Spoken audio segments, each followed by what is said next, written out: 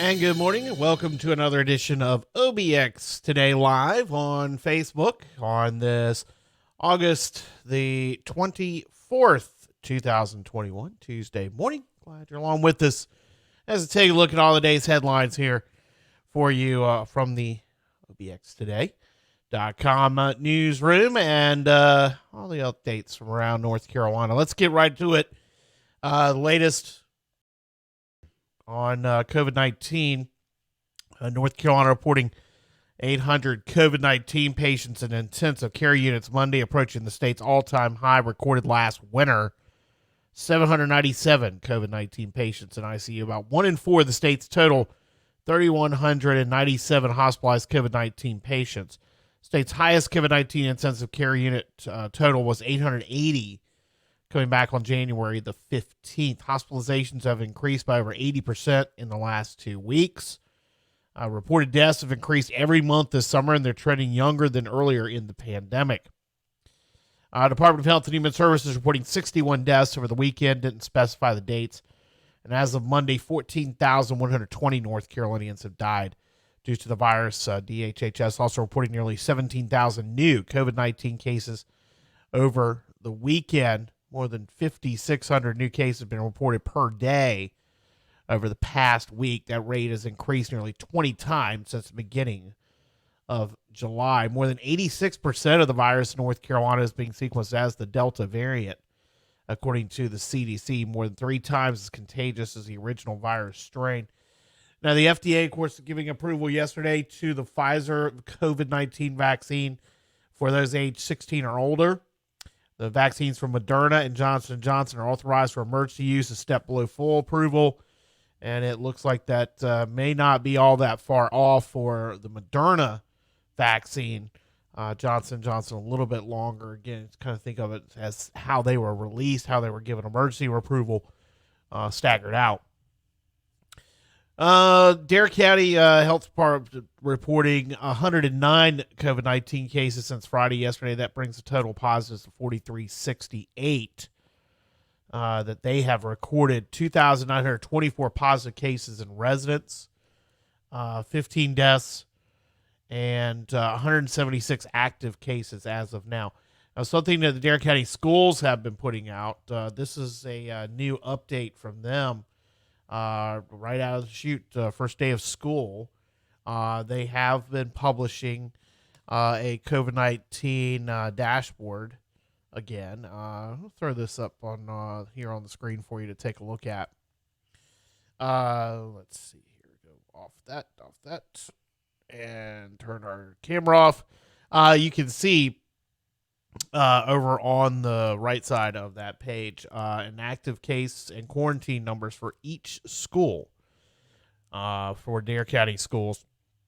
As of right now, 39 active cases, 82 students quarantined, or 82 people quarantined, and 39 active cases. That's among staff and students as of 10 a.m. yesterday morning. So they're updating that each day in the Dare County schools at daretolearn.org.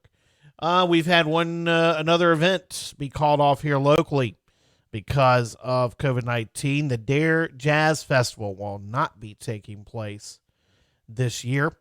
That's due to they explain it. The Dare Duck, Town of Duck, who organized this. It's usually the second weekend of October, and they said concerns over the spread of the Delta variant in consultation with health officials and our presenting sponsor, in addition to new guidance by the North Carolina Department of Health and Human Services on events and festivals. Organizers reviewed the health, safety, and logistical concerns related to the recent surge in COVID-19 cases.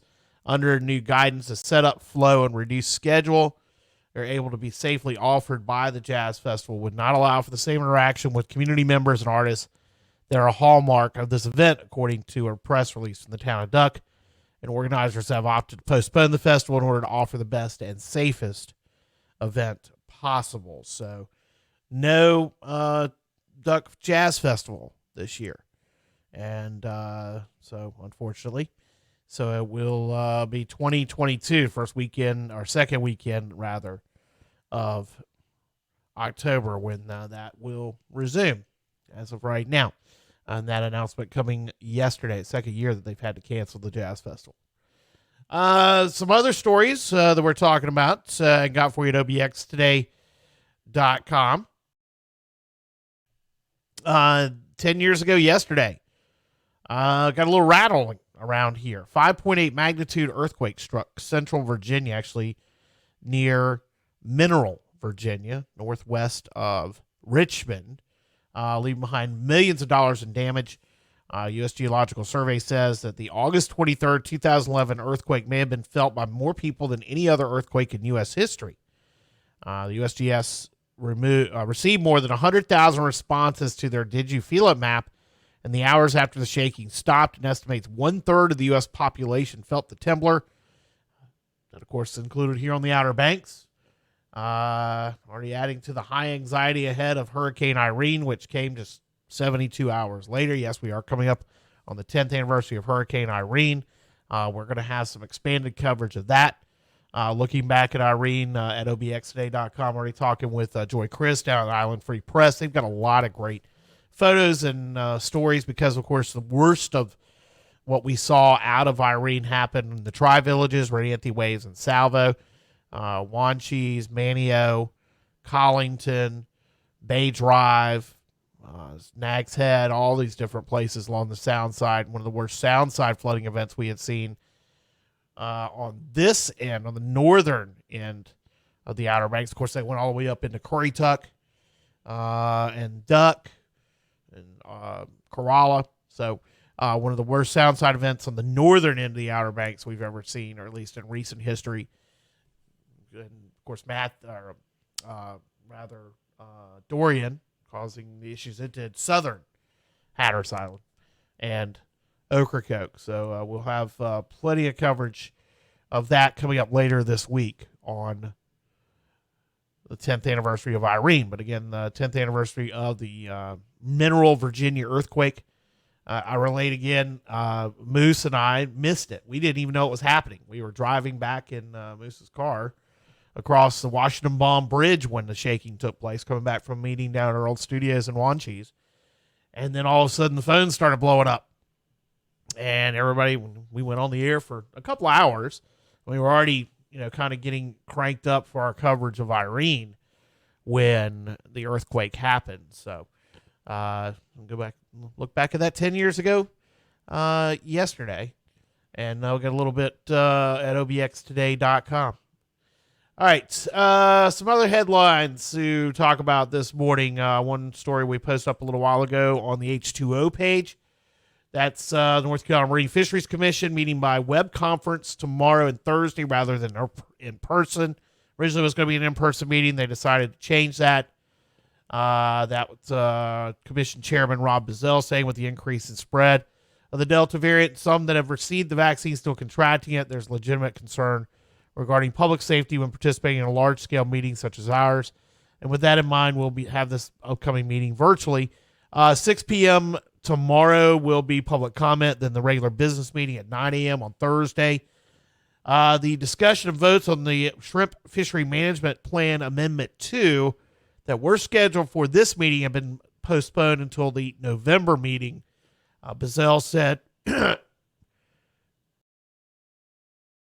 Bazell saying that he feels that the discussion on the shrimp FMP needs to be in person to completely and fairly provide an opportunity for the public to voice their thoughts and concerns.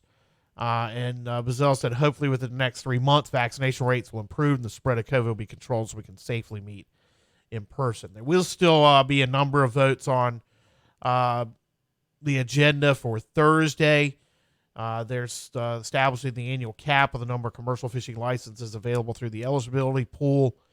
Also discussion and possibly voting on further development of options to modify small mesh gill net rules, electing a vice chair for the commission, among other things. So you can check out the full agenda at obxtoday.com on the H2O page. Yesterday morning, it was a dedication held at the Oregon Inlet Fishing Center for the first designated kayak launch at Cape Hatteras National Seashore. Blake Butchert from Ocean Atlantic Rentals, Taylor Sugg and Town Bank, Trip Foreman from Outer Banks Forever and Rio Water Sports, and National Park Service Superintendent Dave Hallett cutting the ribbon to formally dedicate the new kayak launch on the north shore of Oregon Inlet, right next to between the Bass Knight Bridge and where the scale, the weigh station is at the Oregon Inlet Fishing Center, the marina. That's where this kayak launch is located. This was the first of its type in the seashore. Among those helping to fund it, of course, Outer Banks Forever, along with the operators of the Oregon Inlet Fishing Center. It's a new loading zone, additional handicap, and kayak trailer parking spaces that are now marked. A mobility-friendly access map, cleanup of rubble and debris, and new educational signage are located. Check that out. We got some photos from that dedication at obxtoday.com. And you can check it out, of course, ride down there and take a look at it. It's pretty cool. Also, over the weekend on Sunday, the Surfrider Foundation Outer Banks chapter dedicated the Raven and Sebi beach access at milepost 9.5 in Killable Hills. That took place on Sunday. The beach access to the end of Carolyn Street next to the Ramada Plaza is the closest beach access to Raven, Horton, and Sebi Lopez's home in the Ocean Acres neighborhood. They died tragically in a house fire in May 2019. That access also where their ashes swam in the ocean one last time. So we got some photos from that dedication that took place Sunday, as well as information about some of the other beach accesses that are adopted in names of different people by the Surfrider Foundation. Some updates on what they're doing with the signs and Kitty Hawk because they're just replacing those. And a few other of the last Tuesday there was dedication of Larry Gray for beach access. All these different folks. And that's something you can check out courtesy of the Surfrider Foundation, the OBX chapter doing that. All right, latest on the tropics. Let's go back over to our display here and show you the latest graphics from the National Hurricane Center this morning. This was with the 2 a.m. Update. Haven't got the 8 a.m. available yet. But 3 areas of disturbed weather that are being watched, all with pretty good chances of possibly developing something tropical. One down in the Caribbean. That's probably going to become something 60% in the next 5 days. Not expected to be immediate, but once it gets over toward Central America, that's when that one's expected to become possibly our next named system, or at least a tropical depression. More likely that this area of disturbed weather that's about halfway across the Atlantic gets a couple of 100 miles from about 700 miles or so from Bermuda is expected to possibly become something that not much development in the next 2 days, but it's expected to possibly get a more stronger, could be a tropical depression by the end of the week. And then the area that of a wave that just came off of Africa, it's about 500 miles southwest of the Cabo Verde Islands. It's got a better chance of becoming something by the end of the week as well. The current models and tracks would keep it again as a fish storm, but things could change. So, of course, some things to watch. Ida is the next name in the storm list. As we know, Ida storms are always the ones we dread the most. Hopefully that's not going to be the case this year. Henri is still a remnant. It has just moved off the coast of Massachusetts this morning. Still is a remnant, not expected to redevelop as it moves up out into the Atlantic, moving almost due east, and may get up into the Maritimes, but it's not in the Canadian Maritime. It's not expected to redevelop, but we've seen stranger things happen. Of course, causing quite a bit of flooding in the Northeast over the last 48 hours. Not quite as near as bad as what happened out in western North Carolina, in Haywood County, where they have found a fifth person who had passed away because of the flooding last week from Fred.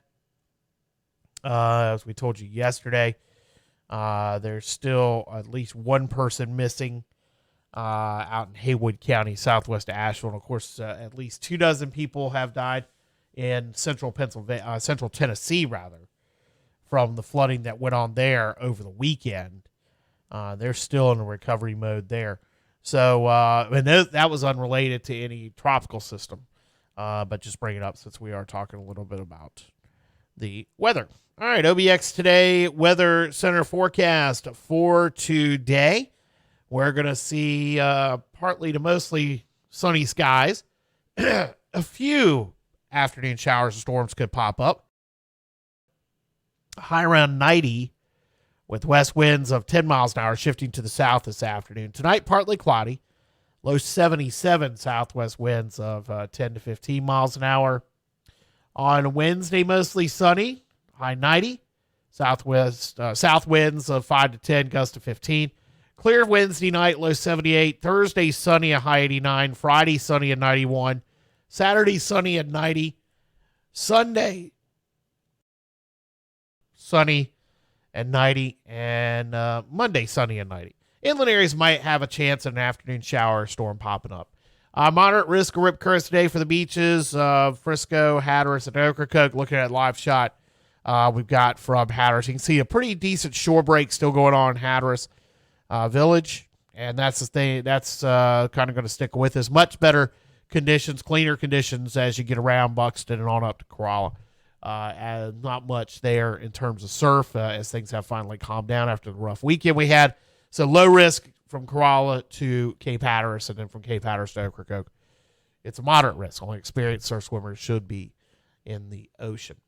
77 right now at obxtoday.com. And that is going to do it for this edition of OBX Today. Hope you have a great Tuesday, everybody. We'll be back with you tomorrow morning right here, and with breaking news anytime on the OBX Today Facebook page and obxtoday.com.